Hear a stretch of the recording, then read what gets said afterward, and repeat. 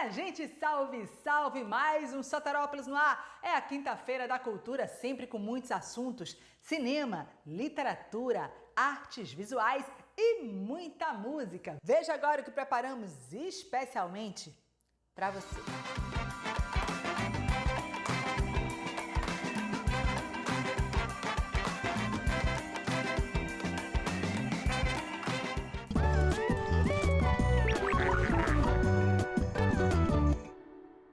Memórias e afetos estão presentes na obra de Rogéria Maciel, artista visual que transita por diversas linguagens.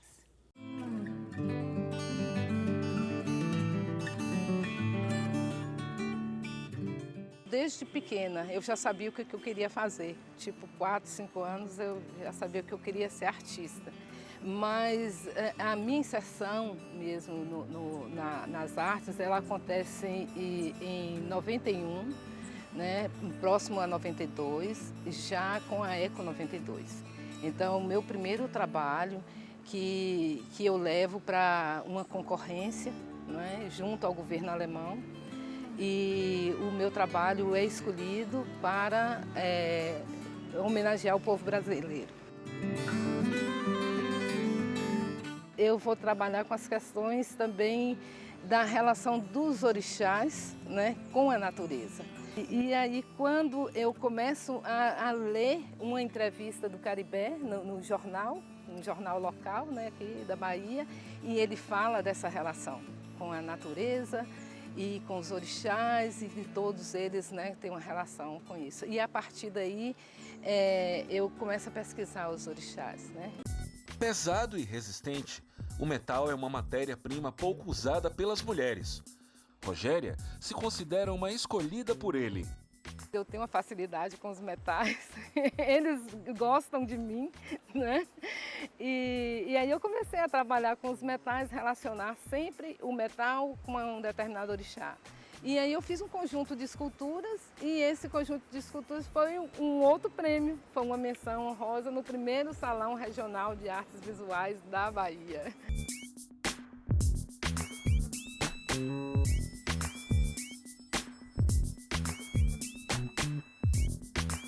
Apesar da delicadeza, o trabalho de Rogéria Maciel não esconde seu viés político e a relação que guarda com a natureza. E essa questão relacional, ela começa muito anterior, mas ela começa também no mestrado, quando eu vou trabalhar com uma ala feminina de um presídio local da cidade de Vitória da Conquista. Então eu encontro 38 mulheres, né, nessa ala feminina e a gente vai trabalhar com flores. E eu escolho o chumbo, que é um metal e é um metal pesado e é um metal que é muito simbólico, né, dentro daquele universo da penitenciária. E esse trabalho, o atual, que é onde ainda tem um grande tempo pela frente aí, e muita coisa vai se modificar, eu encontro umas sementes que me pertenciam ao meu avô, e essas sementes eram trocadas e hoje eu faço essa ação de trocar também com essa comunidade. O tempo é fundamental para o meu trabalho.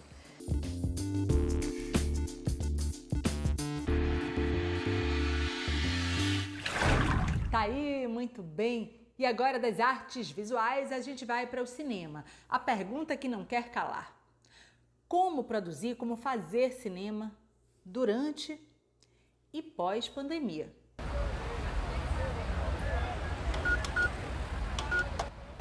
Senhor Tony Silva, o seu saldo está zerado.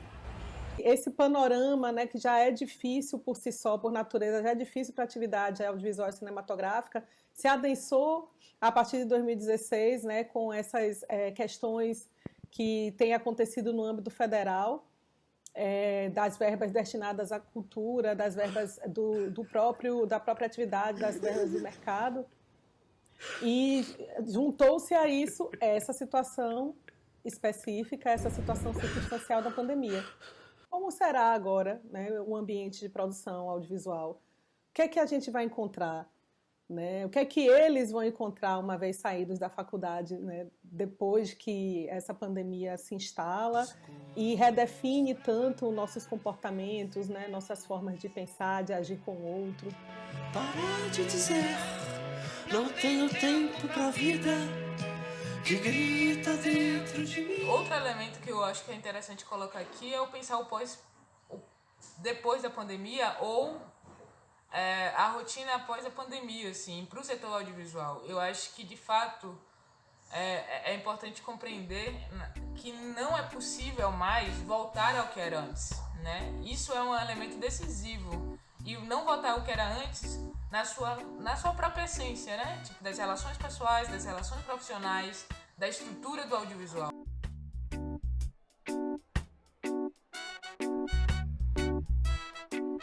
Sabe para quem a gente vai produzir? E não como produzir, né? Qual o público que a gente quer atingir? E eu acho que o caminho é esse, assim, a gente mirar num público que a gente dialoga e tem a afinidade e produzir para esse público, né? Porque é aí que você vai conseguir ter algum tipo de reverberação. Eu acho que pensar obras direcionadas para o público é muito legal. Então eu comecei a entender que era muito importante pensar como comunicar não só a obra, mas toda a campanha de publicidade para chegar nas pessoas. E aí uma coisa muito legal também é pensar, independente, né, do formato, a importância do roteiro, a importância da narrativa. Então, mesmo sendo uma telinha de como pensar para comunicar com o seu público. Eu sou o DJ Nego Liso, mandando aquele som pra você até às 8 da manhã. O fato de você começar nesse momento de baixo orçamento, acho que cabe primeiramente a você mesmo. Tipo assim, que história eu vou contar, quem vai me ajudar a contar essa história, para onde que ela vai, com quem ela pode dialogar. Que é um tempo que você vai ter para você produzir, para você começar, né? A escrita não vai ser fácil, é muito tortuosa em alguns momentos. Mas depois disso, com isso pelo menos pronto, enquanto esse financiamento não chega, ou aquele edital não chega, ou aquela política pública não chega, você vai ter que construir isso. Eu acho que nesse momento, eu acho que aquela coisa de semear, né? Vai semeando aos poucos, vai ter a hora de colher, parceiro. E aí vai ser, quem tá com isso, se é coisa bem plantada, fica bem.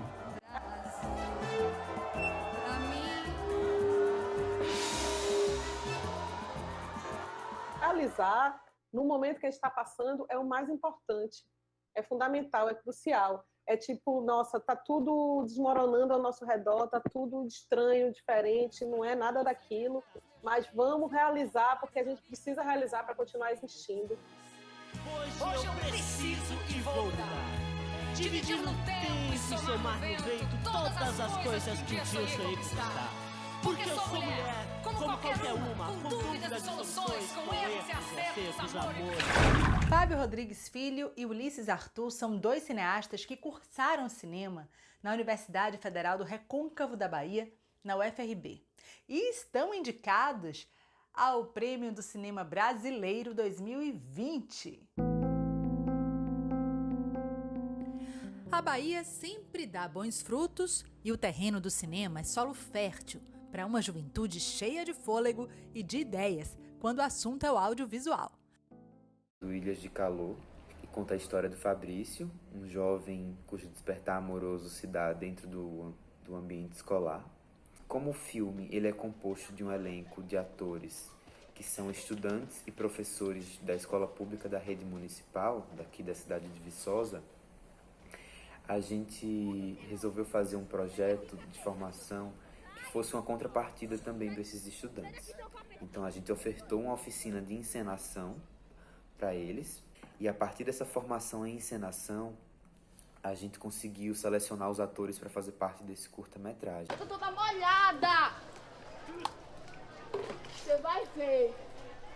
Pensar um pouco as relações dentro da escola, pensar as relações de gênero dentro da escola, pensar como a sexualidade é acolhida dentro desse espaço, pensar como a escola pode ser ao mesmo tempo um espaço de muita liberdade, mas também um espaço de muita vigilância e controle.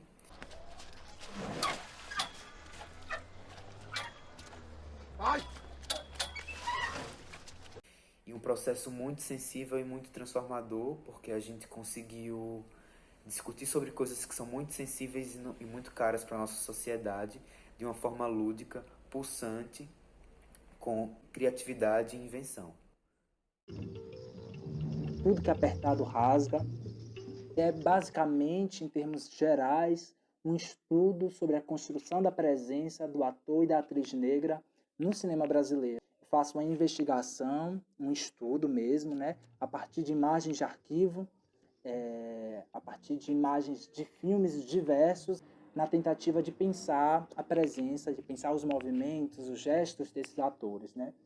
É um filme muito importante porque, primeiro, a pesquisa continua, segundo, que ele é feito no âmbito de uma universidade pública, né, da Universidade Federal do Recôncavo.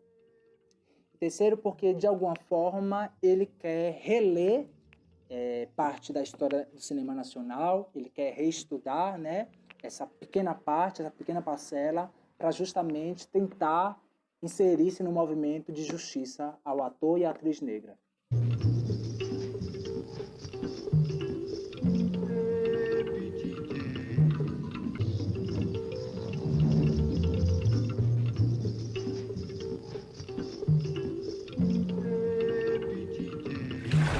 A gente vai agora para aquele rápido intervalo, só o tempo de você beber uma água, se hidratar, esticar as perninhas.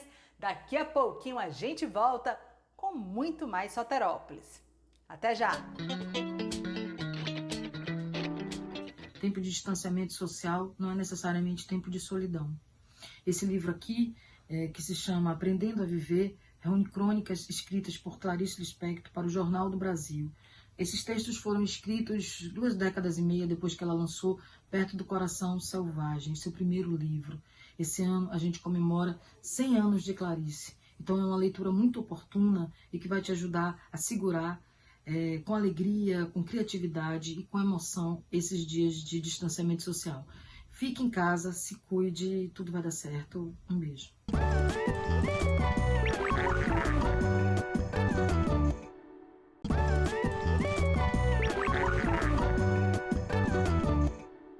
Estamos de volta com o Soterópolis.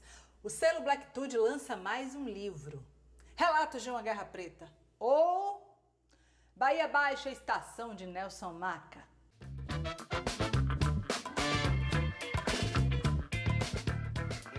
O Relatos da Guerra Preta, ele quer refletir um pouco os reflexos, ou essa herança da escravidão, do racismo, do preconceito na vida do dia a dia das pessoas negras de Salvador, né? Assim, então, como eu transcrevo isso, né, é a partir de relatos que eu ouvi ou de histórias que eu presenciei, né, em que mostra um pouco essa tensão, essa luta diária nossa para poder sobreviver, que às vezes pode ser dentro dos paradigmas oficiais, com trabalhos subalternos, né, mas também pode ser dentro da malandragem ou da própria bandidagem, né? Então eu tento falar um pouco de tudo isso. Você é um narrador desses contos, mas em alguns momentos você se coloca também como personagem, né? Existe o vocativo lá, Maca, você se chama às vezes. Esses contos nascem muito da sua vivência, é uma escrevivência, né? Eu também gosto de usar muito um conceito que eu venho desenvolvendo, chamado literatura divergente, né, que também quer fugir um pouco do senso do cânone, né? E aí eu entro. Eu sempre discuti a questão da biografia. A biografia, por um tempo, ela foi execrada, foi rejeitada, como se usar a biografia fosse algo menor, né? E eu sempre achei o contrário, porque nós, da negritude, a construção do que a gente chama de literatura negra é justamente baseado nas nossas biografias, que são diferentes das biografias tradicionais dos relatos, dos poemas e tal, né? Então, realmente, tem isso, e um dos recursos que eu uso é não só ocupar o lugar de narrador, como de personagem. E nessa Guerra Preta, quais são as lutas que você traz, quais são as temáticas que você traz?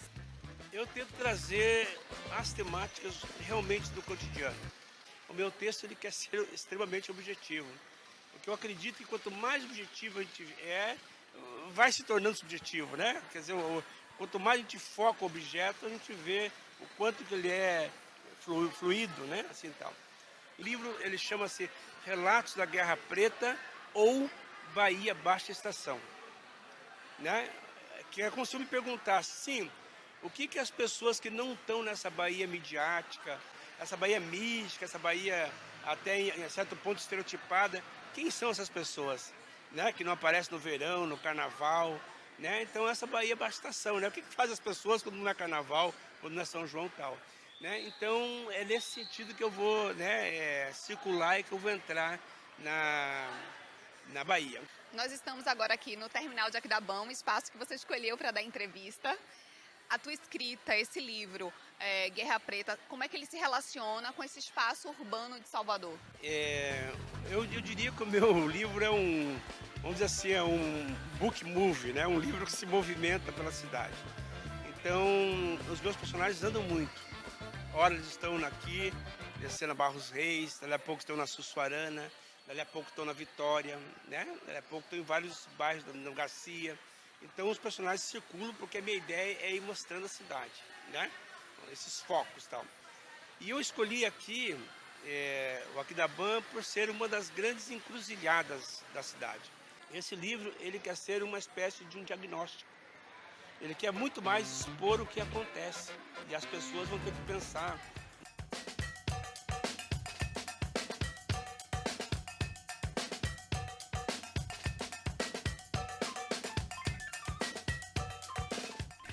Tá aí, que maravilha, vida longa. Nelson Maca sempre grandioso. E da literatura, agora a gente vai pra música. Vamos conhecer o novo disco Galinheiro, de Irã.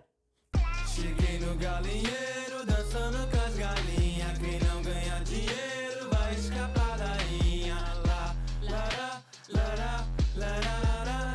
Irã, você lança seu segundo álbum, Galinheiro. Você que é um rapper baiano, referência no rap nacional.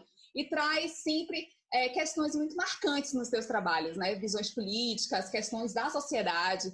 O que é o Galinheiro? Eu tenho uma lembrança muito engraçada de quando eu era bem mais novo, porque minha avó era mãe de santo quando era viva, minha avó Deja, a mãe da minha mãe. E eu cresci meio no terreiro com ela, assim, todos os verões, a gente ficava junto e tal. E uma coisa que me encucava muito era que no galinheiro dela, toda vez que ela, tipo, acabava de almoçar a gente dentro de casa, ela ia jogar o resto das comidas para as galinhas. E as galinhas sempre, quando ela chegava, que elas viam que minha avó ia jogar comida, elas se matavam, subiam uma em cima da outra e ficavam ali, tipo, aquele auê, brigando pela comida. E aí depois, na hora que ela saía, que não tinha mais comida, elas voltavam, harmonia perfeita, paz e amor, todo mundo. Eu sou de Alagoinha, sou do interior, e eu morei em São Paulo durante um tempo, mas ano passado eu me mudei para o Rio de Janeiro, e ano passado eu consegui realizar muitas coisas muito grandiosas na minha carreira. Assim. E eu não sei se é porque a gente vive nesse sentido de negação diário, né, do nosso corpo ser pautado em tanta coisa negativa no dia a dia. Quando a gente está nesse lugar de realizar coisas que são grandiosas, a gente não consegue absorver as coisas direito, né? E eu fiquei muito deprimido, muito triste, e eu comecei a refletir sobre o que eu estava fazendo. E aí eu me perguntei sobre isso, assim, tipo, em que ponto eu não sou igual aquelas galinhas ali? Que tô lutando, tô vivendo infeliz dentro de uma realidade, brigando por migalhas. Debaixo da tua roupa eu posso ter felicidade.